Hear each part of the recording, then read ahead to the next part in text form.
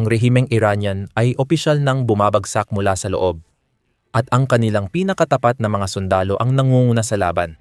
Sa pambansang telebisyon, inamin ng isang mataas na komandante ng IRGC na 10,000 piling at mataas ang sahod na gwardiya ng rehimen ay palihim na nagbabalak tumalikod at sumama sa protesta. Lumala pa ang sitwasyon dahil inanunsyo ng Hezbollah ang kanilang $1 billion na proxy na hindi nila ipagtatanggol ang Tehran laban sa nakaambang US strike. Pinapatunayan ng malawakang pagtataksil na mabilis nawawalan ng kontrol si Ayatollah sa sarili niyang imperyo. Nagsimula ang lahat sa isang bagay na mismong sinabi ng isang commander ng IRGC. Pakinggan mo ito ng mabuti. Sa lahat ng unit, kabilang na ang ating mga kapatid sa Ministry of Intelligence, ang ating mahal na mga kapatid sa Intelligence Organization ng Faraja at sa Intelligence Organization ng IRGC. Nakipag-ugnayan kami sa malaking bilang ng mga individual na nasa proseso ng pagtalikod at nagbigay kami ng mga babala. Sinabihan namin silang mali ang direksyon nila at binigyan ng babala. Yung ilan na mas mabigat ang paglabag, kaya inimbitahan naming makipag-usap. Naimbita namin ang malaking bilang ng mga individual, kaya sinabi ng aming mga opisyal sa kanila harapan na nagkakamali sila. Sinabihan sila na ang kanilang mga ginagawa ay babalik din sa kanila. May ilang individual na mas mabigat ang paglabag kaya ipinatawag sila. Ang mga individual na ito ay kinausap, pinayuhan at ginabayan. Ang ilan sa kanila na mas mabigat ang mga paglabag at nagpumilit na ipagpatuloy iyon ay inaresto. O nangyari ito sa pagitan ng 12 araw na digmaan at ng kamakailang sedition, ang Revolution ng Leon at Araw. Sa IRGC lang may ilang ganitong mga kawili-wiling kaso. 2,735 individual ang inimbitahan, ipinatawag at ginabayan laban sa maling gawain. 13,000 na individual ang nabigyan ng babala sa pamamagitan ng SMS at mga text message. Nadiskubre namin ang maraming hindi autorisadong armas. Nadiskubre namin ang mahigit 1,000 hanggang 2,000 ganitong armas. At humigit kumulang 50 katao ang naaresto na direktang nagtatrabaho kasama ang Mossad. Gayon din, May ilang tao ring na aresto na ang akala nila ay malapit nang bumagsak ang rehimen. Ang mga taong ito ay nagpaplano para sa hinaharap at nagkaroon na ng ilang pagpupulong. Naaresto silang lahat bago ang mga araw ng sedition. ito ay isang mataas na opisyal ng IRGC sa Iranian state media na umaamin na 10,000 miyembro ng IRGC ang pinaghihinalaan dahil sa pakikiisa sa mga nagpoprotesta. Dagdag pa niya, may mga tao rin sa ibang organisasyon na may kaparehong pananaw. Grabe ito! Inaamin ng IRGC na mismong hanay nila ay nakompromiso. Ipaliwanag ko kung bakit malaking bagay ito. Sa Iran, ang pagsuporta sa protesta ay agad kang ginagawang kaaway ng Diyos. Pinakamatinding parusa, walang paglilitis o depensa, diretso sa death row. At kahit alam nila ito, 10,000 miyembro ng IRGC ang nag-iisip pa ring tumalikod. Ipinapakita nito kung gaano kalala ang kabulukan at nagpapabigat sa sitwasyon.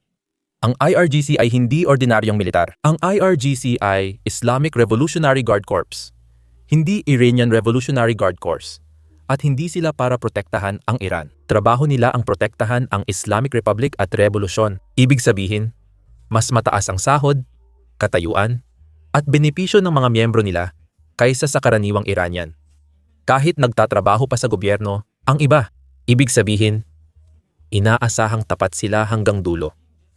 Pero inamin ng rehimen na posibleng libo-libong hindi ganoon. Ngunit hindi lang sa Iran lumalabas ang bitak, pati sa mga proxy nito. May miyembro ng Hezbollah na nagsabi ng kapansin-pansin sa isang French na publikasyon. Hindi gaganti ng militar ang Hezbollah sa aksyon ng US laban sa Iran, maliban kung papatayin ng US ang pinakamataas na leader. Ito ang perpektong kabalintunaan. Gumastos ang Iran ng bilyon-bilyon para buuin ang Hezbollah. Ngayon, sabi ng Hezbollah, bombahin mo na ang gusto mo basta huwag si Khamenei. Okay lang ang Iranian infrastructure, military, at political elite. Huwag lang ang pinakamataas na tao. Hindi ito alyansa, kundi transaksyon. Malinaw na ipinakita ng Hezbollah na kaunti lang ang kaya nilang isakripisyo. Ang pinakamakapangyarihang proxy ng rehimen ay hindi ito ipagtatanggol. Iyan ang senyales na ayaw marinig sa Iran. At ito rin ang konteksto ng kasalukuyang negosasyon. Inilatag ng magkabilang panig ang kanilang posisyon at malaki ang pagitan.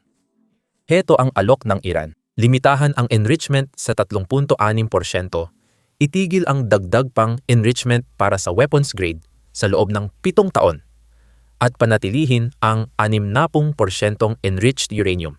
Hindi nila ito ilalabas, pero handa silang bawasan ito, marahil ng kalahati. Yan ang alok. Ikumpara mo sa hinihingi ng US. Gusto ng US na sirain ng Iran ang 3 nuclear sites, Fordo, Natanz, at Isfahan. Ibigay lahat ng enriched uranium at walang sunset clause, kaya permanenteng mananatili ang mga restriksyon kahit lampas 7 taon. Gusto nilang hindi kayang magpayaman ng uranium ang Iran. Pwede pa rin ang mga reactor, pero kailangan mag-import ng fuel. Gusto rin nilang unti-unting alisin ang sanctions sa Iran. Kaunti sa simula, tapos dagdag pa kapag natupad ang mga kondisyon. Itong mga hinihingi nila ang dahilan kung bakit maraming nagsasabing magkakaroon ng digmaan. Gusto ng Iran na mapanatili ang kakayahan nilang magpayaman ng uranium. Sabi ng US, wala dapat kahit anong pagpayaman. Gusto ng Iran na maalis agad ang lahat ng sanctions. Gusto ng US na dahan-dahan lang alisin ang mga iyon. Gusto ng Iran ng 7 taong kasunduan.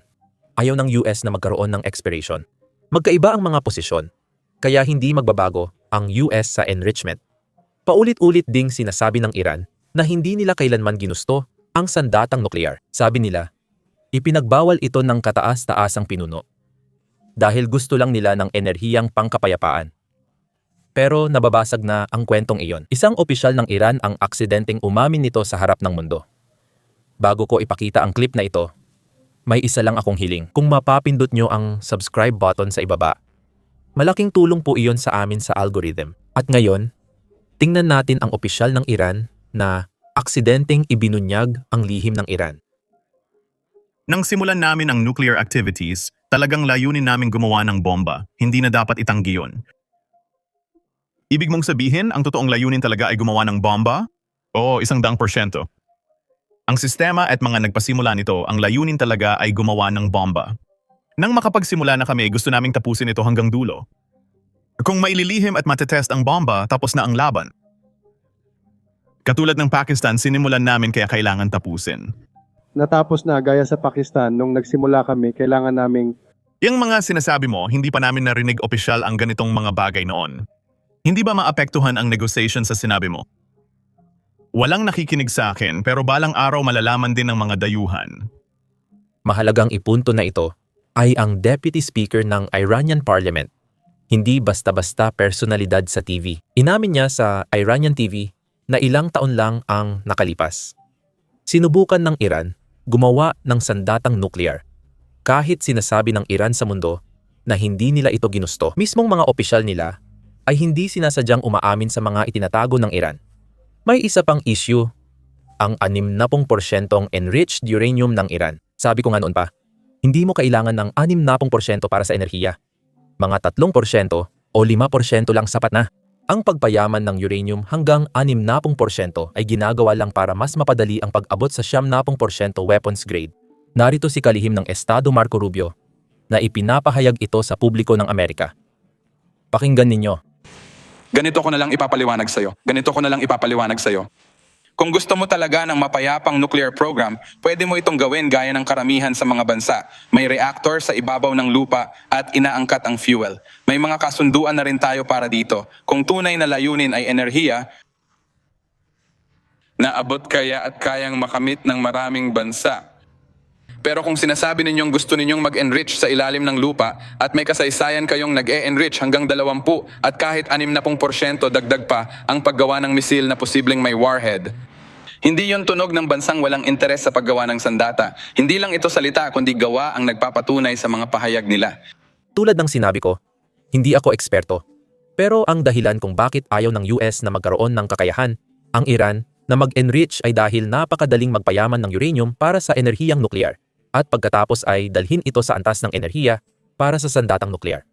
Pareho lang halos ang proseso. Kailangan mong paikutin ang centrifuges hanggang maging 3% ang kadalisayan ng uranium para sa enerhiya. Para sa bomba, Paikutin mo lang ito hanggang umabot sa 70%. Mas matagal lang pero pareho ang proseso. Kung may centrifuges ang Iran, kaya nilang gumawa ng weapons-grade uranium kahit kailan basta umiikot ang mga ito. Dahil dito, hindi pinapayagan ng US ang enrichment dahil hindi mapagkakatiwalaan ang Iran. Hindi rin ito bago.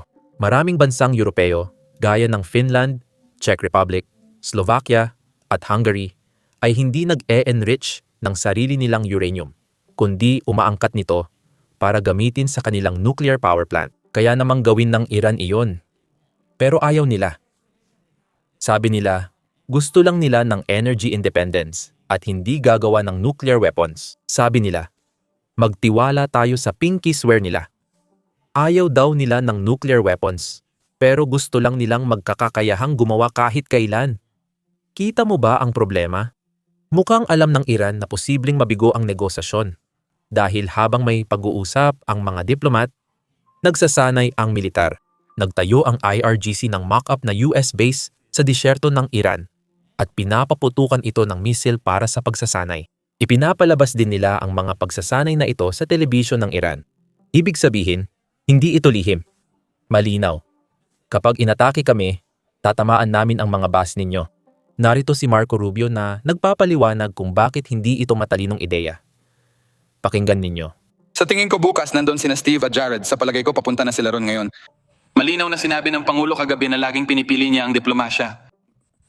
Gusto ko lang ipaalam na ang Iran ay matagal ng malaking banta sa Estados Unidos. Hawak nila ito.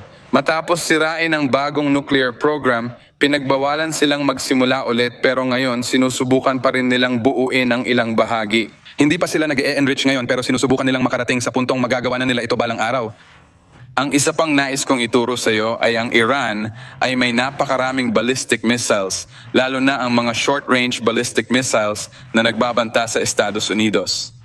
Kasama ang ating mga base at kaalyado sa rehiyon, pati na ang mga base sa UAE, Qatar at Bahrain. Meron din silang naval assets nagbabanta sa mga barko at sinusubukang takutin ang US Navy. Gusto kong maintindihan ng lahat na bukod sa nuclear program, may mga sandata rin sila na dinisenyo para atakihin ang Amerika at mga Amerikano kung nanaisin nila. Mukhang pinapataas ng Iran ang bentahan ng langis hanggat kaya nila. Dahil inaasahan nilang aatake ang US sa lalong madaling panahon.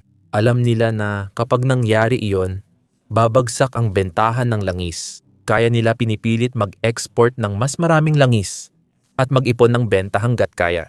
Pero sa totoo lang, naapektuhan din ang Rusya dahil kailangan ng Iran magbenta ng mas murang langis sa tanging mamimili nilang China para makapag-export ng marami.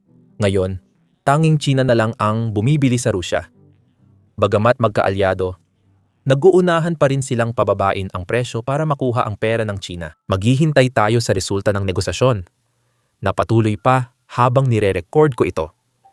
I-click ang subscribe button at i-update namin kayo kapag may balita. Ako si Sam, magkita tayo sa susunod.